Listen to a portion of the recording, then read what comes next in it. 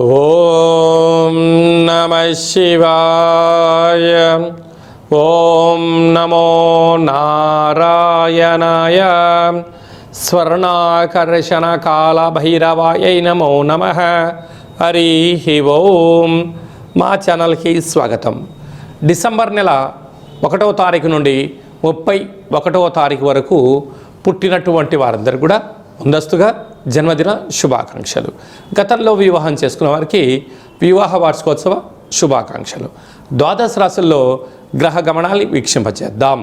కర్కాటక రాశిలో దేవగురు బృహస్పతి సంచార స్థితి, సింహరాశిలో కేతు సంచార స్థితి, తులారాశిలో బుధ సంచార స్థితి, వృశ్చిక రాశిలో రవి కుజ శుక్ర సంచార స్థితి, కుంభరాశిలో రాహు సంచార స్థితి, మీనరాశిలో శని భగవానుని సంచార స్థితితో ద్వాదశ రాశుల్లో గ్రహ గమనాలు ఈ విధంగా ఉన్నాయి. మిథున రాశి వారికి ఏడాది తర్వాత 6వ స్థానంలో త్రిగ్రహ సంచార స్థితి, రవి భగవానుడు సంచారం చేయనప్పుడు దోషం తొలగించుకొని ఐశ్వర్యం ఎలా పొందాలో ఈ వీడియోలో సవివరంగా సంపూర్ణంగా తెలుసుకుందాం.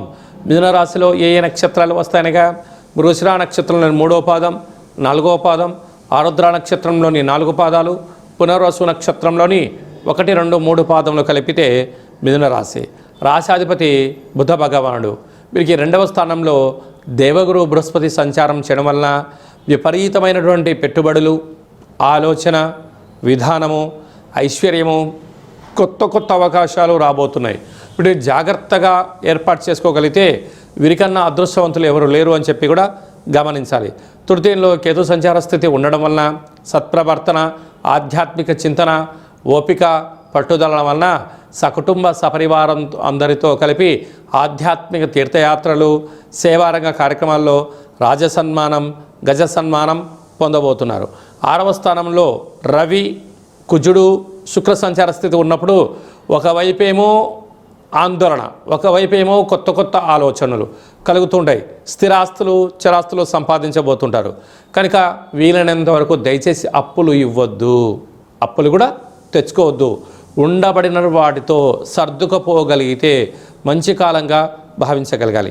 భాగ్యస్థానంలో రాహు, రాజ్యస్థానంలో శని భగవానుడు ఉన్నప్పుడు అనేక మంది మిమ్మల్ని గమనిస్తున్నారు, మీ ఎదుగుదలను గమనిస్తున్నారు. మీరు ఎదిగే కొద్దీ వాళ్ళు మీ దగ్గరికి వచ్చి సలహాలు పొందుతూ మీ యొక్క ఐశ్వర్యాన్ని, ఆనందాన్ని పంచుకోవడానికి సిద్ధంగా ఉన్నారు. అంటే కష్టకాలంలోనేమో మిమ్మల్ని అందరూ దూరంగా పెట్టారు. మీరు ఎదుగుతున్నారు అని తెలుసుకోగానే వారే వచ్చి లేనిపోని బంధుత్వాలు కలుపుకొని మీరు సంపాదించబోతున్న ధనంలో మాకు కొంత సహాయం చేయండి అని చెప్పి అడుగుతుంటారు. దీనివలన సమయం కూడా వృధా అయ్యే పరిస్థితి ఉంటుంది. కనుక వీలైనంత వరకు ఆధ్యాత్మిక చింతన, సత్ప్రవర్తన అవసరం అని గుర్తుపెట్టుకోగలగాలి. ఈ కాళభైరవ జయంతి సందర్భంగా స్వామివారికి కూష్మాండ దీపాన్ని ఏర్పాటు చేసుకోవడం వలన నరదృష్టి, శత్రుదృష్టి, ఈతి బాధలు, శారీరకమైన ఇబ్బందులు తొలగిపోతాయని చెప్పి గమనించగలగాలి. అలాగనే స్వయం వృత్తులు, సేవా రంగాలు, సాఫ్ట్వేర్ రంగము, గృహ భవన నిర్మాణ కార్యక్రమం చేసేవారు, వ్యవసాయ సోదరీమణులు, మార్కెటింగ్ రంగంలో ఉండబడిన వారికి మంచి అవకాశాలు రాబోతున్నాయి. జాగ్రత్తగా ఉండండి. ఉన్నత బంగారు భవిష్యత్తుకు స్వాగతం పలకండి. డిసెంబర్ నెలలో మనం ముఖ్యమైన పండుగల గురించి క్లుప్తంగా సవివరంగా సంపూర్ణంగా తెలుసుకుందాం.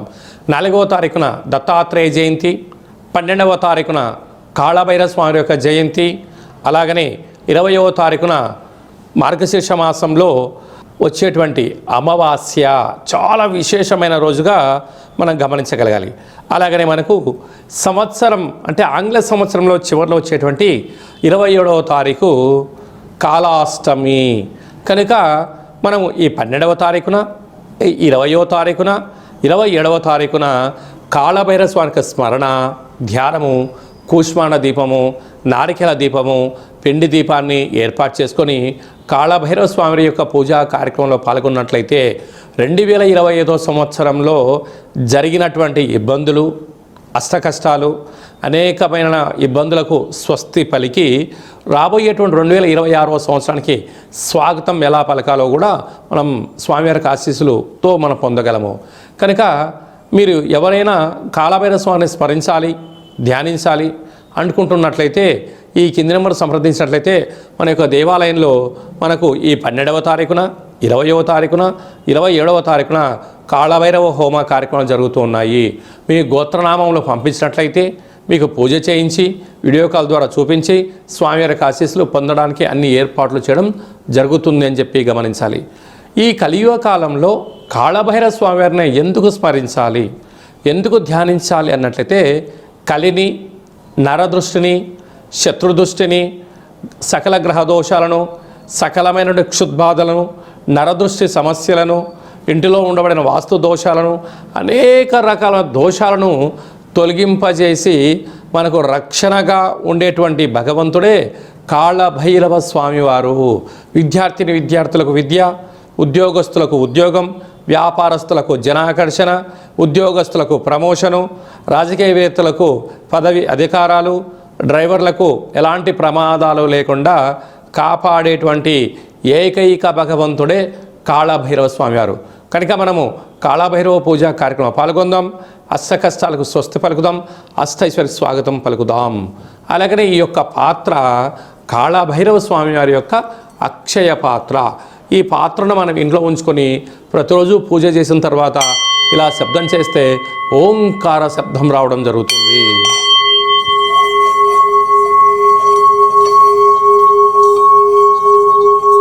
ఇలా కాళభైరవ స్వామివారిని స్మరిస్తూ 12 సార్లు ఓం కాళభైరవాయ నమః అనేటువంటి మంత్రాన్ని ఉచ్చరింపచేయడం వలన సకల శుభం, ఐశ్వర్యం, ఆనందం మనకు భగవంతుడు దగ్గరగా చేయడం జరుగుతుంది. అలాగనే ఈ అక్షయ పాత్రతో పాటు మీకు 12 రకాల వస్తువులతో దిష్టి తీయించి స్వామివారి ప్రసాదాన్ని తమరికి వాట్సాప్ ద్వారా, కొరియర్ ద్వారా అందజేయడం జరుగుతుందని చెప్పి గమనించగలగాలి. మీ వ్యక్తిగత జాతకం తెలుసుకోవాలనుకుంటున్నారా? మీ పేరు, పుట్టినటువంటి తేదీ, నెల, పుట్టినటువంటి సమయం, సంవత్సరం వ్రాసి మీరు వాట్సాప్లో పంపించగలిగినట్లయితే 100 సంవత్సరాల జాతకాన్ని వ్రాసి పంపించి సవివరంగా సంపూర్ణంగా తెలియచేస్తూ మీరు పుట్టినప్పుడు గ్రహ గమనాలు ఎలా ఉన్నాయి, ప్రస్తుతం ఎలా ఉంటున్నాయి, రాబోయే కాలంలో ఎలా ఉండబోతున్నాయో సవివరంగా సంపూర్ణంగా తెలియజేయడం జరుగుతుంది.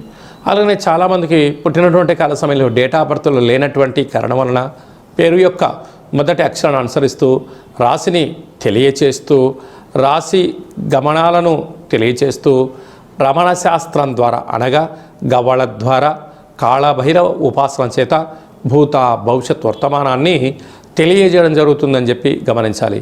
ఈ కింది నెంబర్ సంప్రదించి అపాయింట్మెంట్ తీసుకొని సంప్రదించగలరు.